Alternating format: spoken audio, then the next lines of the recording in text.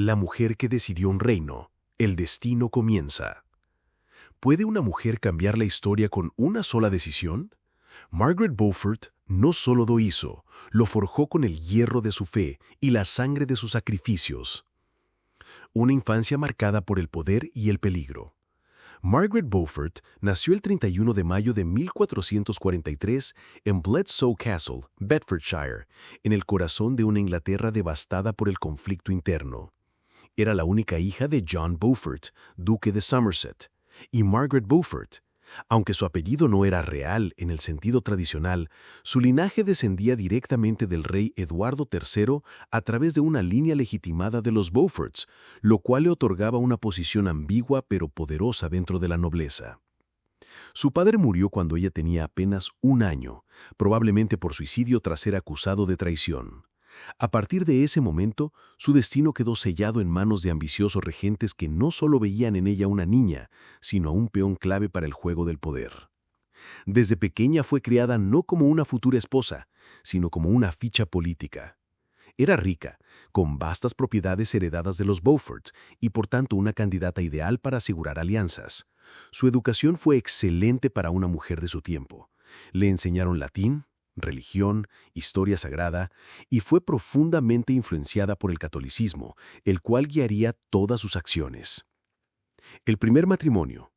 Una niña, una novia, una herencia. A los 6 años fue prometida en matrimonio. Sí, 6 años. El primer esposo fue John de la Pole, pero el matrimonio nunca se consumó ni fue reconocido por la iglesia. La pequeña Margaret fue separada y enviada a otro compromiso aún más comprometedor. A los 12 años fue casada con Edmund Tudor, medio hermano del rey Enrique VI.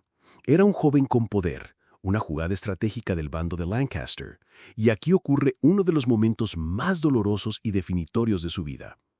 A los 13 años, Margaret quedó embarazada de su primero y único hijo, Enrique Tudor, futuro Enrique VIII de Inglaterra.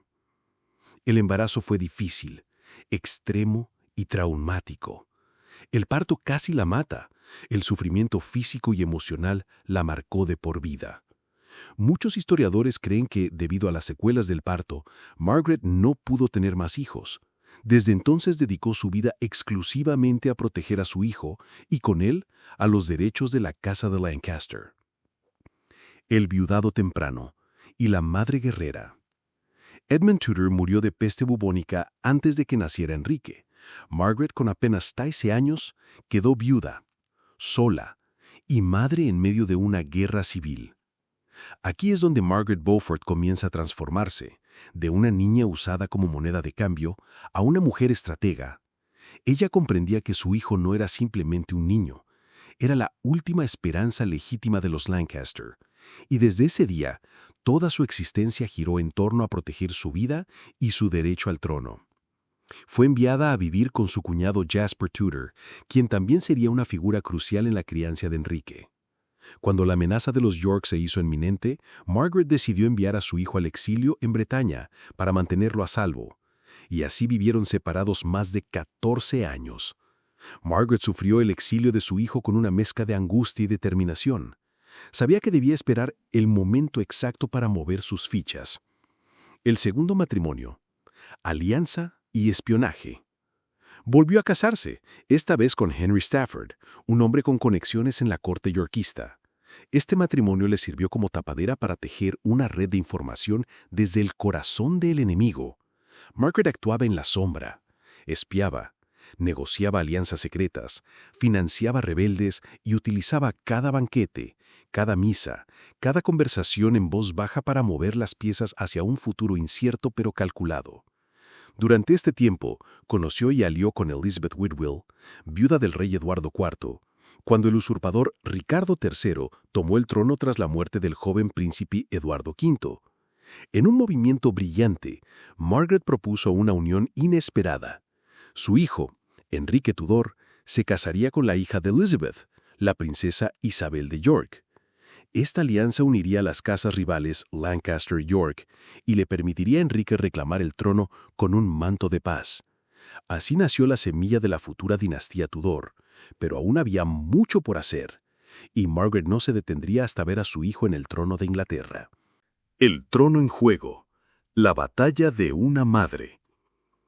No fue con espada, sino con fe, estrategia y una voluntad de acero como Margaret Beaufort cambió el destino de Inglaterra. Su arma más poderosa no fue un ejército, fue su hijo. El momento decisivo. Bosworth Field, 14 de agosto de 1485. Después de décadas de conflicto civil entre la Casa de Lancaster y la Casa de York, se aproxima una batalla que cambiaría la historia de Inglaterra para siempre. La batalla de Bosworth Field. En el horizonte, Ricardo III, el último rey yorkista, custodiaba el trono tras haber usurpado la corona de su propio sobrino, Eduardo V. Enfrentándolo venía Enrique Tudor, exiliado durante años, con un ejército modesto, reforzado por mercenarios franceses y comandado con la bendición silenciosa de su madre, Margaret Beaufort. Margaret no estuvo físicamente en el campo de batalla, pero su influencia fue vital. Financiadora, estratega y visionaria, había tejido una red de leales simpatizantes lancasteristas, muchos de ellos ocultos en el propio seno de la corte de Ricardo. Uno de ellos, Lord Thomas Stanley, tercer esposo de Margaret, jugó un papel determinante. Oficialmente leal a Ricardo, Stanley se negó a luchar por él. En cambio, en el momento clave, sus tropas se unieron a Enrique inclinando la balanza.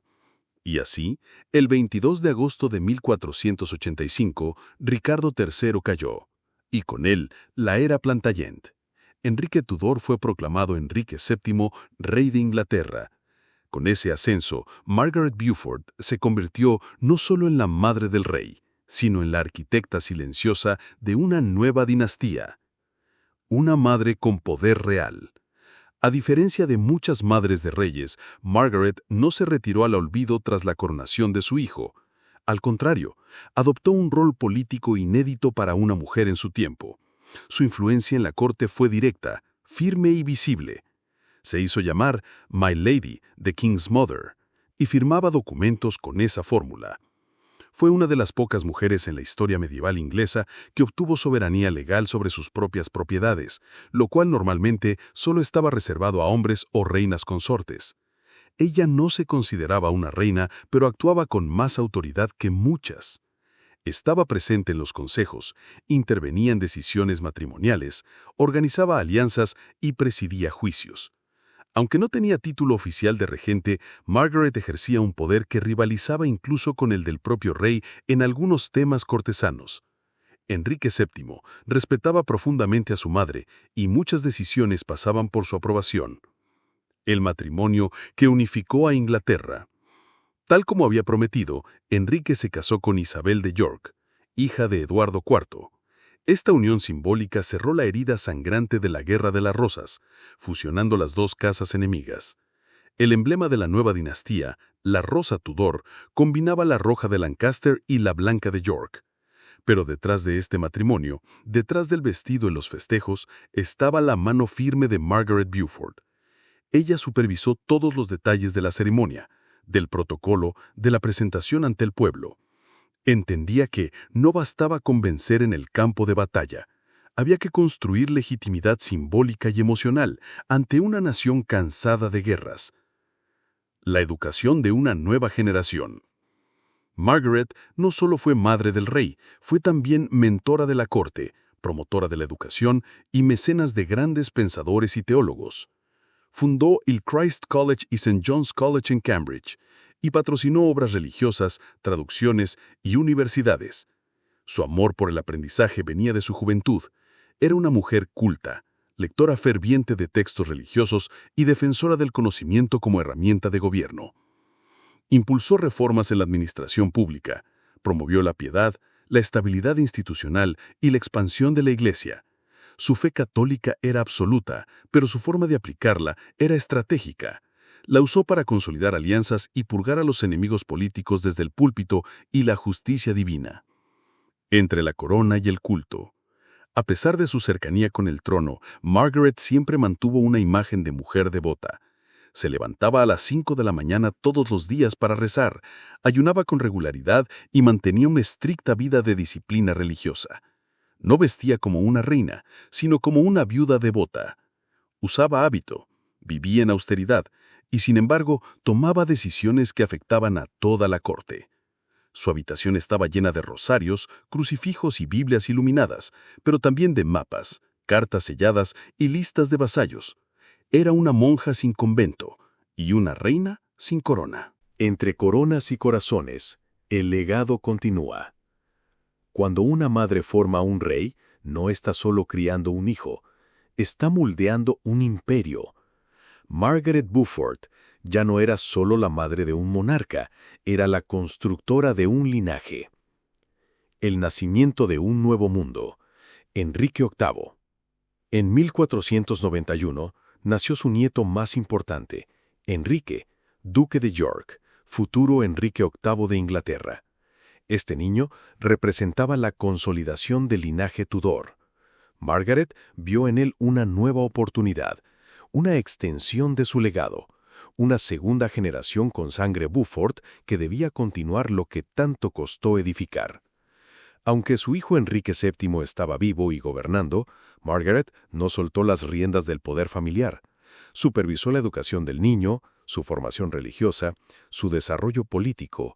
Se aseguraba de que Enrique VIII entendiera desde temprano la fragilidad de una corona que había sido ganada a sangre, estrategia y resistencia. Ella no quería un príncipe mimado, sino un heredero que comprendiera el peso del poder.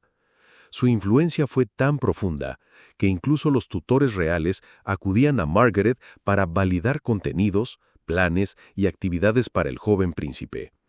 A pesar de no ocupar un cargo oficial de gobierno, su autoridad era absoluta en los círculos familiares y educativos de la corte Tudor. Una corte en silencio. Enrique VIII y la sombra de su madre. Con los años, Enrique VII se volvió más reservado, más melancólico. La muerte de su esposa Isabel de York, en 1503, lo sumió en una tristeza profunda. Su salud comenzó a deteriorarse, y Margaret Beaufort, viuda ya por tercera vez, asumió cada vez más tareas del gobierno. En esos años finales, Margaret no solo administraba su vasto patrimonio personal, sino también coordinaba asuntos de Estado, resolvía disputas entre nobles y mantenía contacto con embajadores extranjeros. Su palabra era escuchada y respetada como si viniera del rey mismo. La enfermedad de Enrique VII avanzaba y en sus últimos meses fue Margaret la que preparó la transición. Supervisó documentos de sucesión, listas de vasallos leales, preparación para la coronación de su nieto y reuniones secretas con los lords más poderosos. El 21 de abril de 1509, Enrique VIII murió. Margaret no lloró en público. Su dolor fue íntimo, pero su enfoque fue inmediato: proteger la transición de poder para su nieto Enrique VIII. Una corte controlada por una mujer. Apenas 5 días después de la muerte de su hijo, Margaret organizó y presidió la proclamación oficial de Enrique VIII como rey. Coordinó el consejo privado, emitió edictos, controló la seguridad del palacio y redactó discursos. Toda la maquinaria del poder se movió bajo su dirección. Durante ese breve pero intenso periodo de interregno, Margaret Beaufort fue virtualmente la gobernante de Inglaterra. En un tiempo donde las mujeres eran consideradas auxiliares de la política, ella fue el centro, y lo hizo en silencio, con eficiencia, sin necesidad de imponer ni gritar. Todos sabían que el reino le pertenecía hasta que ella decidiera entregarlo. El 23 de junio de 1509 se celebró la fastuosa coronación de Enrique VIII y su esposa Catalina de Aragón. Margaret estaba presente pero en segundo plano. Había cumplido su misión. Había creado, moldeado y entregado una dinastía. Su último suspiro. Un día después de la coronación, el 29 de junio de 1509, Margaret Beaufort falleció, a los 66 años. Algunos dicen que fue agotamiento, otros que simplemente dejó de luchar. Lo cierto es que murió en paz, sabiendo que su obra estaba completa. Fue enterrada en la abadía de Westminster, un lugar reservado a reyes y santos. Su epitafio, diseñado por el gran Erasmo de Róterdam, la describe como devota, sabia y piadosa. Pero su historia cuenta mucho más. Murió sin haber sido reina, pero con más poder que muchas que sí lo fueron. Ella fue madre, estratega, mecenas, espía, regente informal, mentora de príncipes y arquitecta de la paz. El legado que no se borra. Margaret dejó un legado inigualable. Político, consolidó la dinastía Tudor, unificó la nación tras décadas de guerra civil y garantizó la transición pacífica del poder entre dos generaciones. Religioso, promovió la piedad católica, financió iglesias, capillas y universidades. Su influencia espiritual se mantuvo en los primeros años del reinado de su nieto. Educativo, fundó y patrocinó instituciones que aún hoy existen, como el Christ's College y el St. John's College en Cambridge. Femenino, demostró que una mujer podía ser el eje del poder en un mundo dominado por hombres sin necesidad de espadas ni títulos. Y es evidente que Margaret fue el patrón de primera que utilizó John Wells Salk para hacer a Catalina de Aragón y al señor Offred Nalletas para que Sir Walter Scott creara a Iván y a Margaret for John Buscema para crear la alegoría Martin la Brewster. El legado inmortal, cuando una mujer cambia la historia. Los hombres que portaron la corona fueron recordados como reyes, pero ella, sin corona alguna, fue la verdadera arquitecta del trono. Más que una madre del rey, la fundadora de una dinastía. Margaret Beaufort no fue solo la madre de Enrique VII, sino la madre fundadora de la dinastía Tudor, una de las más importantes en la historia de Inglaterra. Su inteligencia política, su visión estratégica y su habilidad para sobrevivir en un mundo de traiciones y sangre, le permitieron construir un linaje que transformaría Europa entera. Su hijo Enrique VII cimentó el reino. Su nieto Enrique VIII lo expandió y lo quebró con la Reforma Protestante.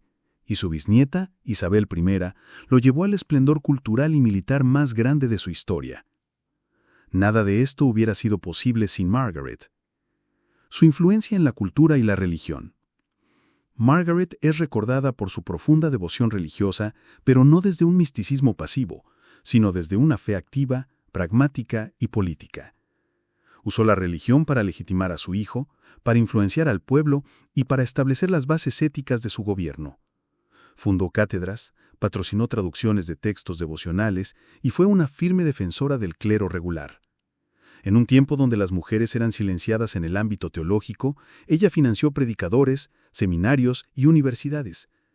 Sus fundaciones académicas aún existen hoy, más de 5 siglos después. En Cambridge, las instituciones que llevan su nombre siguen formando a miles de estudiantes. No fue solo madre de un rey, fue madre del saber. Comparada con otras figuras femeninas de poder. Si analizamos el rol de Margaret en comparación con otras figuras históricas femeninas de la época, como Isabel la Católica, reina de Castilla y cofundadora de España unificada. Catalina de Médici, regente en Francia y tejedora de intrigas cortesanas. Juana de Arco, símbolo místico y militar de la fe francesa.